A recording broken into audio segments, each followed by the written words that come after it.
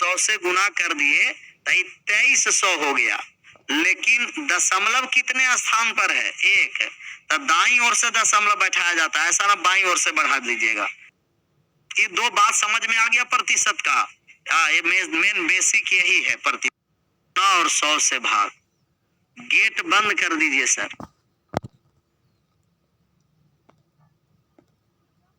22.4/7। इसका आप लोग आंसर करके अब बताइए। अब 5 हुआ तो कितना प्रतिशत कमी, कितना प्रतिशत के कमी हुआ? तो पर कमा है, प्रतिशत में लाएंगे 100 से गुना, आप कहिएगा -200 अच्छा माइनस में है, इसका मतलब की कमी, और 7% की कमी। प्रतिशत में लाने के लिए 100 से गुना, लेकिन पेपर में 2 बार में करके आंसर सभी लोग लाते हैं बहादुर। एक बार 5 से भाग देंगे और एक बार कितना से भाग देंगे? 7 से। लेकिन देखना कि तुलना किससे करना है। संख्या 5 से क्या हो? 5/8 में 5/8, और यहाँ हो गया 7/8। 12.5 स्केलिंग फैक्टर है या यही आपको मल्टीप्लाइंग फैक्टर है। अच्छा, एक ए बी फॉर्मूला आप लोग जानते होंगे, ए प्लस बी प्लस माइनस ए गुना बी बटे 100। ये आता है आपको मान प्रतिशत में, प्लस रहेगा तो वृद्धि और माइनस रहेगा तो कमी। जैसे कहा कि पहले 20% बढ़ाया गया और दोबारा में उसे 10% घटा दिया गया, प्रतिशत और 10%, और दोनों में कमी कर दिया गया 20% और 10%। ये चारों का आंसर आना है। पहला बार पहली संख्या में 20% बढ़ाएं, 10% घटाएं, फिर 20 घटाएं 10 बढ़ाएं, दोनों में 20 और 10 बढ़ाएं, दोनों में 20 और 10 क्रमशः घटाएं, क्रमागत।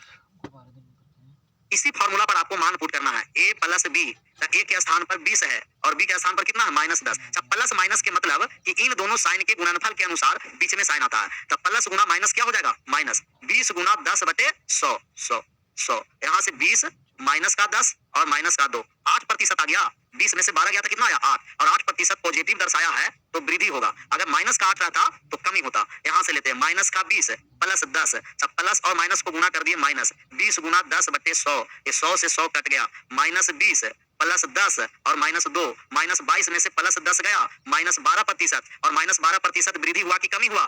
कमी हो गया, कमी हुआ। यहाँ आते हैं 20 बढ़ाया है और फिर 10 बढ़ाया है, तो प्लस गुना प्लस प्लस हो गया। 20 गुना 10/100, 20 और 10, 30 और 2 कितना? 32% वृद्धि। यहाँ दोनों घटाया है तो माइनस का 20 और माइनस का 10, और माइनस गुना माइनस क्या हो गया? प्लस। 20 गुना 10/100, 100। यहाँ -10 -20 -30 और प्लस 2 कितना हो गया? माइनस, और माइनस में रहेगा तो कमी और प्लस में रहेगा तो वृद्धि। ये भी फॉर्मूला है कि दो संख्याओं में जब कमी और वृद्धि क्रमागत रूप से किया जाता है तो उसके टोटल वैल्यू में चेंजिंग क्या आएगा ये बताएगा। पहला संख्या में टोटल में 8% बढ़ा, दूसरा संख्या में टोटल में 12% कम गया, तीसरा में टोटल 32% बढ़ गया, और चौथा में टोटल कितना कम गया? 28। एक हम पंचमा सवाल लेंगे और रुक जाते हैं, और पंचमा सवाल आपको आंसर करना है।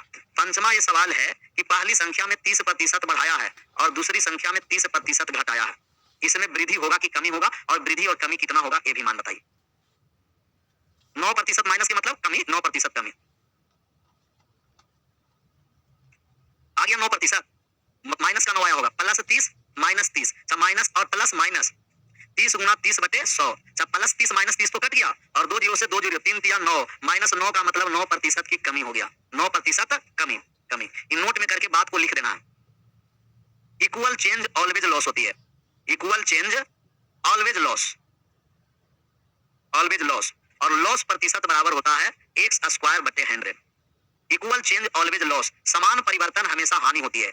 जितना प्रतिशत बढ़ाएं उतना प्रतिशत घटाएं, या जितना घटाएं उतना ही बढ़ाएं। Equal change always loss, loss प्रतिशत बराबर x²/100। जैसे 20% कमाया और 20% बढ़ाया तो आप कहिएगा कि इक्वल चेंज ऑलवेज लॉस होगा सर, और लॉस प्रतिशत बराबर x², x के स्थान पर 20 है, 20 के स्क्वायर/100 मतलब 4% का लॉस हो गया। इक्वल चेंज ऑलवेज लॉस और लॉस प्रतिशत बराबर होता है x²/100,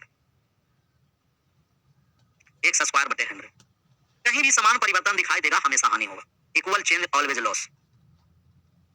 किसी भी संख्या को प्रतिशत में लाना है तो 100 से हम लोग गुना करेंगे, और प्रतिशत को हटाना है तो 100 से भाग करेंगे। तुलना करना है, जिसका मान पूछेगा उसको ऊपर, जिसका मान निकालना है उससे भाग, और गुना कर देंगे 100 से, प्रतिशत में आ जाएगा। Whole value, scaling factor, multiplying factor बताया गया, और एक ए बी फॉर्मूला बताया गया। यहाँ तक बात क्लियर है? यहाँ क्लियर करूँ तो आगे और पीछे देखता है। इसका आंसर करिए। यदि एक मशीन की कीमत 16.2/3% बढ़ जाने के बाद 4900 रुपया हो जाती है, तो मशीन की कीमत निकालना है। तो सबसे पहले कहेंगे कि 16.2/3% की वृद्धि है, इनका फ्रैक्शन वैल्यू कितना हो गया? 1/6 का मतलब कि 1 बढ़ गया 6 पर, तो होल वैल्यू कितना हो गया? 7/6। 7/6 मतलब पहले वाले मशीन का कीमत 6 था और अब हो गया कितना? 7। नीचे ओरिजिनल मान रहता है और ऊपर परिवर्तित मान रहता है। इस 7 का मान कितना दे रखा है? 4900। 7 बराबर 4900, तो 1 बराबर 700। 7 सत्ते 49 में हुआ, तो 6 बराबर 7 छंके कितना हो गया सर? 4200। पहले जो मशीन का कीमत था वो 4200 रुपया था। ऑप्शन नंबर बी छाप ले। 2 बार और बताएंगे। कितना बार बताएंगे? 2 बार। 2 बार। इस पर सब A to Z ऐप पर भी है। ऑनलाइन से किसी से संपर्क करके, ऑफलाइन से संपर्क करके फोटो कॉपी ले लीजिए। अगर बहुत सारा तो मोबाइल में खींच लेता। सबका पीडीएफ है। रीजनिंग का पीडीएफ नहीं डाला है, गया है सर अभी तक। आप लोग का मिला रीजनिंग वाला पीडीएफ? मिला है? नहीं है? सर काहे नहीं मिला है? तो गड़बड़ है। एक भी नहीं मिला। एक बार और बात को समझिए। जिनका दिक्कत है वो रेशियो लगाने में, वो मान लीजिएगा कि मशीन का कीमत कितना था? x, और होल वैल्यू है कितना? 7/6। समझ में आया? 16.2/3% का फ्रैक्शन वैल्यू 1/6 है। वृद्धि कहा तो एक जुट गया 7 पहले x था और इसका 7/6 भाग अब हो गया है कितना? 4900। 7 से 49 700 बार में कट गया। x बराबर 7 छंके कितना हो गया? 4200। यही बात को यहाँ रेशियो मिला है कि फ्रैक्शन वैल्यू 7/6, ओरिजिनल कीमत 6 था, अब हो गया 7, लेकिन अब है कितना? 4900। 7 का मतलब 4900, 1 बराबर 700, 6 बराबर 4200। दूसरा नंबर सवाल कहां चला गया?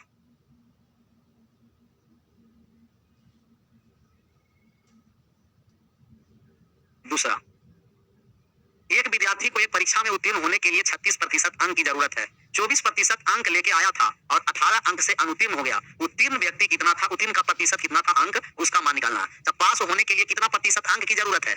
जो व्यक्ति 36% मार्क्स लाएगा वो पास हो जाएगा। जो व्यक्ति 36% अंक लाएगा वो पास हो जाएगा, पास। लेकिन एक व्यक्ति 24% अंक लाया और फेल कर गया कितना से? तो 18 अंक यदि पैरवी करा के दिला दे, ऐसे तो देगा नहीं।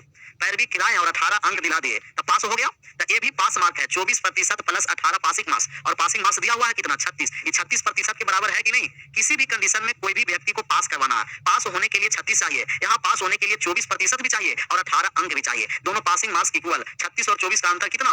12, और 12% बराबर 18। टोटल अंक 100% होता है। उत्तीर्ण का अंक निकालना है, पहले 100% का मान निकाल दीजिए। 100% का मान निकालेंगे तो 18/12 गुना कितना? 100। 6 से 3 बार में, और 6 से कितना बार में? 2 बार में। 2 से कितना बार में? 50। अगर टोटल पूर्णांक पूछता तब कहते 150 अंक। पेपर कितना अंक का दिया गया था? 150, 150। लेकिन हमको तो पास अंक निकालना है कि 150 में से 36% अंक जो व्यक्ति लाएगा वो पास कर जाएगा। तो 150 का 36% निकाल दिए। 2 0 से 1 0 से 1 0, 5 से 3 बार में, और ये 2 बार में, और ये 18 बार में। कितना अंक चाहिए पास होने के लिए? 54 अंक की जरूरत है। जो 54 अंक ले आएगा वो व्यक्ति पास कर जाएगा। छाप लीजिए। 54 अंक लाएगा वो पास कर जाएगा। टोटल पूर्णांक पूछता 150, पास वाले पूछा था 36% लाएगा वही पास होगा। 150 का 36%, 54 अंक लाया वो पास करेगा, और 54 अंक से कम लाएगा वो फेल कर जाएगा।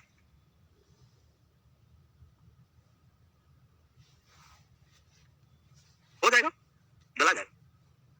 बढ़ जाए आगे। किसी भी परिस्थिति में सिर्फ पास मार्क्स रखना है और पास मार्क्स आपस में इक्वल होती है। पासिंग मार्क्स को आपस में बराबर कर दिए। रुक गए, रुक गए। ये 2 लाइन में इतना, 2 के बाद 3।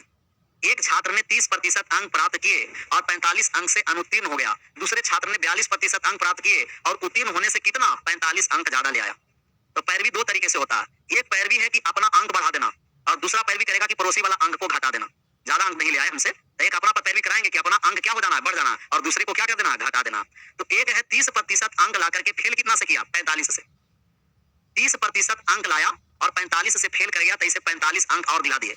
दूसरा व्यक्ति है कि 42% लाया है और 45 अंक ज्यादा लाया है, तो ज्यादा वाला को पैरवी करके घटा देंगे। दोनों और पासे मार्क्स है। पास होने के लिए 30% प्लस 45 चाहिए, और यहाँ भी पास होने के लिए 42% माइनस 45। पास होने से 45 ज्यादा लाया तो ज्यादा वाला घटा दिए, पास हुआ। और पास होने से कितना कम लाया? 45 कम लाया, तो ज्यादा कम वाले को नंबर देकर पास करवा देना है, और ज्यादा वाले को नंबर घटाकर पासे मार्क्स रखना। ज्यादा वाला लाया, नंबर घटा के सिर्फ क्या रखना? पास, पास मार्क्स। पास से ज्यादा नहीं रख, फेल नहीं करवाना। ऐसा ना कि यहाँ 46 करवा दिए और जहाँ 46 घट गया तो पास नहीं हुआ, फेल हो गया। तो फेल नहीं करवाना, पास करवाना।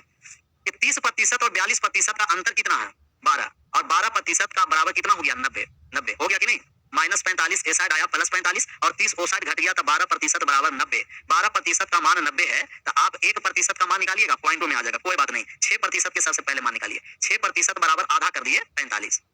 ये बात आया समझ में? 6% बराबर 45 अंक। 45 अंक हो या प्रतिशत में कितना हो? 6 हो, प्रतिशत में 6 हो। वहाँ आपस में बात नहीं करिए, अगल-बगल का डिस्टर्ब नहीं करना है। आपस में बात नहीं करना। नहीं पढ़ना है तो आराम से बाहर रहिए, अगल-बगल वाले को डिस्टर्ब नहीं करना। वो एक्स ग्रुप वाले होंगे या बायो ग्रुप वाले हैं तो आपस में बात नहीं करना। क्योंकि जो पढ़ने वाला उनका डिस्टर्ब नहीं। और जिस समय एक्स ग्रुप वाले चलेगा 1 बजे से ही चलेगा, आज भी क्लास एक्स ग्रुप वाले को 1 बजे तक चलेगा बाई ग्रुप का। रवि सर आज आने वाले थे, नहीं आज आ पाए तो कल से हो सकता है। इंग्लिश इंग्लिश तो अपना समय से चल रहा है ना? एक ही वजह से ना? एक ही वजह से चलेगा, 1 बजे तक मैच चलेगा। 6% बराबर 45, 12% बराबर 90, 6% का मान कितना हो गया? 45। हमें आपको टोटल अंक नहीं निकालना है, सिर्फ क्या निकालना है? उत्तीर्ण वाले। उत्तीर्ण तो उत्तीर्ण होने के लिए 30% प्लस 45 चाहिए या 42% माइनस 45। ये 6 इसलिए लाए कि हमके सुविधा हो जाए निकालने के लिए। 6% का मान 45 अंक है तो 30 को अंक में बदल देंगे तो 30% का मान कितना अंक हो जाएगा? कहिएगा 6 का 5 गुना है सर, तो 45 का 5 गुना कर दीजिए। 55 25 4 पंचे 20 और 2 कितना?